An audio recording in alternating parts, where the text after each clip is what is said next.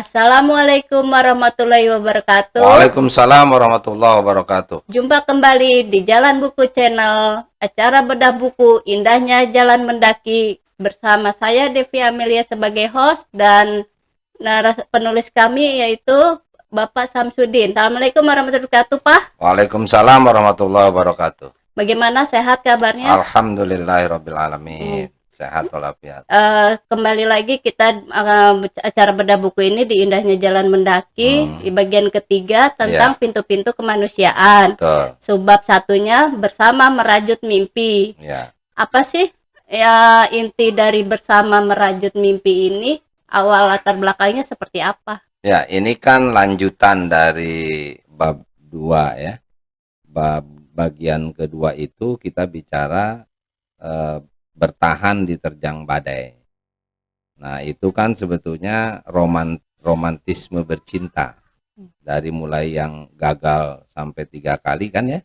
Baru yang ketiga kali menemukan tambatan hati, kemudian yang terakhir dari bagian 2 itu memastikan langkah ke depan.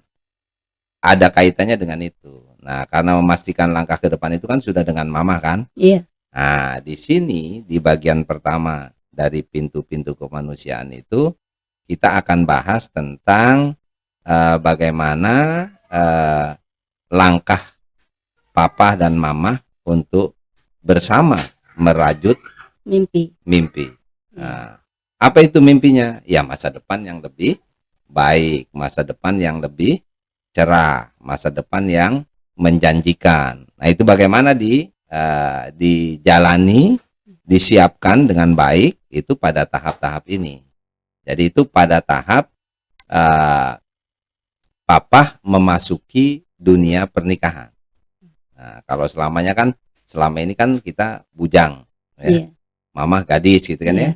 Masing-masing kan gitu. Nah, sekarang dalam satu wadah yaitu rumah tangga, maka papa dan mama memasuki dunia yang sangat sakral, yaitu bagaimana membangun keluarga sakinah yang penuh mawadah dan rahmat itu melalui pernikahan. Gitu. Jadi babak ini adalah babak memasuki pernikahan. Nah, gitu. Terus apa yang meyakini papa untuk merajut bersama mama gitu mimpi-mimpinya? Ya, itu pengalaman masa lalu kita harus berterima kasih. Kita ini kan hidup itu kan di 3 masa ya. Masa lalu, masa kini, dan yang akan datang. Gitu kan? Nah, karena punya masa lalu yang cukup beragam, ada gagal cinta, ada putus cinta, ya, ada segala macam, maka yang ketiga ini itu harus hati-hati, harus waspada bagaimana dijaga. Nah, jadi kita sepakat bahwa dengan berbagai keterbatasan, dengan berbagai kekurangan yang ada, dengan berbagai kelemahan yang ada, dengan berbagai perbedaan yang ada antara calon suami dengan calon istri, ya kita sepakat untuk mengikat janji setia ya, itu untuk membangun keluarga sakinah itu, untuk mengembangkan keturunan yang soleh, gitu kan, mencetak generasi penerus yang berakhlak ya, yang lebih bermanfaat, bertanggung jawab ke depan. Jadi papa dan mama sudah punya mimpi-mimpi, saling kecocokan gitu ya. Udah ada mimpi, contoh kecil-kecilan misalnya. Papa kan punya sebagai anak pertama. Mama juga sebagai anak pertama. Mimpi pertama itu apa misalnya? Bagaimana ya kalau papa dengan mama berkeluarga, berumah tangga begitu? Indah sekali ya kalau nanti papa bisa membantu adik-adik papa, meringankan kedua orang tua papa. Mama juga begitu, bisa membantu adik-adik mama, gitu, yang masih sekolah, yang masih kecil-kecil kan waktu itu. Nah, terus kemudian otomatis meringankan kedua orang tua. Jadi pada saat kita berjuang untuk membangun diri kita sendiri, kita juga ikut membantu meringankan beban orang tua sebagai anak-anak atau putra-putra yang paling besar ya. Itu dia mewakili orang tua kan, gitu loh, menghadapi adik-adiknya, gitu loh. Jadi itu indah sekali tuh. Nah, itu didiskusikan sebelum pernikahan. didiskusikan sebelum pernikahan bahwa nanti kalau kita berhasil berumah tangga itu kita harus begini, gitu. Nah, jadi padahal pada saat itu kan belum punya kemampuan apa-apa, tapi ada visi ke depan bahwa nanti kalau membangun rumah tangga itu seperti ini, gitu loh. Nah, jadi mimpi-mimpinya itu tentu besar dan banyak, gitu kan ya. Ya namanya juga mimpi. Nah, harapan-harapan ya yang akan dikembangkan. Tapi itu lagi-lagi itu berangkat dari pengalaman masa lalu. Kenapa kita hidup di keluarga yang miskin? Jangan terulang lagi. Keluarga kita harus kita perbaiki, ke depan harus begini. Kenapa kita hidup di lingkungan yang terbelakang? Jangan terulang lagi. Kita harus hidup di lingkungan yang lebih maju. Nah, kenapa kita kurang percaya diri atau kurang harga diri dan lain sebagainya? Nah, itu kita tingkatkan tuh ke depan. Anak-anak kita ke depan dalam mimpi itu kan. Ya, mudah-mudahan tidak sesusah, tidak sesulit kita lagi. Nah, orang tua gitu. Jadi, mimpi papa dan mama itu ya tentulah yang biasa, yaitu membangun keluarga sakinah, mawaddah warahmah, mencetak generasi penerus yang lebih berkualitas. Gitu. Ada nggak sih kendala-kendala dalam mewujudkan mimpi? Oh, pasti banyak. Waktu awal. Iya, tentu. Gitu. Tadi yang papa bilang, di awal itu mana ada orang berumah tangga dari nol, namanya nol. Berangkat dari titik nol, ya kan? Nggak punya apa-apa, gitu ya. Wah, itu panjang sekali. Jadi sesuai dengan judul buku itu, berangkat dari keterbatasan. Kita semuanya terbatas, ya kan? Pendidikan terbatas, ya.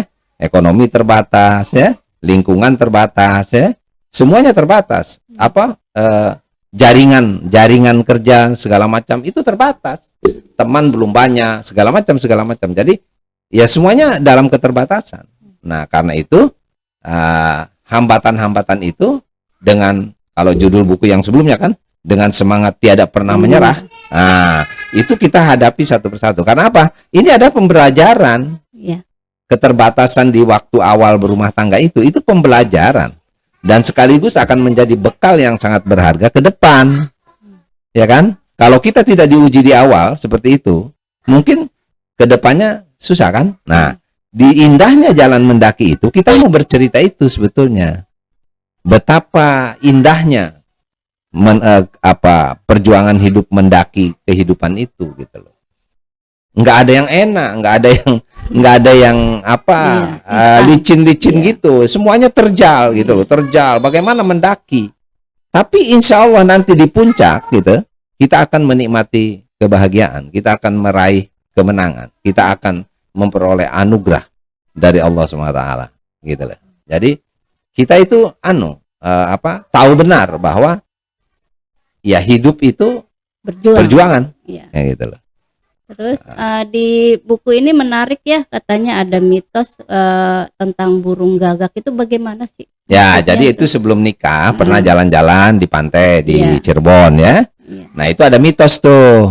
Kalau kita calon ya yang belum berumah tangga gitu, makan di pantai itu, kemudian nanti ada hujan besar gitu ya. Banyak burung-burung yang datang, burung-burung di laut kan biasa ya, burung-burung ada. Itu biasanya nggak jadi nikahnya, mitosnya. Nah, mama terpengaruh tuh waktu itu. Apa iya nih? Gimana ngiyakinin mamanya?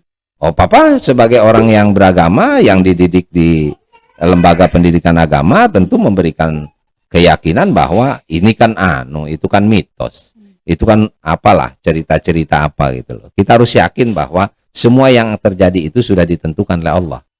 Kita minta saja rahmat Allah, kita berdoa saja, semoga Allah memudahkan semua rencana kita, semoga Allah memperlancar usaha kita, semoga Allah melindungi kehidupan kita. Jadi ya jangan takut gagal, nggak nikah segala macam. Kalau Allah nggak menghendaki ya nanti gagal, tapi kalau Allah kehendaki kita jadi ya nanti juga jadi. Jadi yang sederhana aja, disimpelkan aja, nggak usah terganggu dengan mitos-mitos yang seperti itu. Gitu.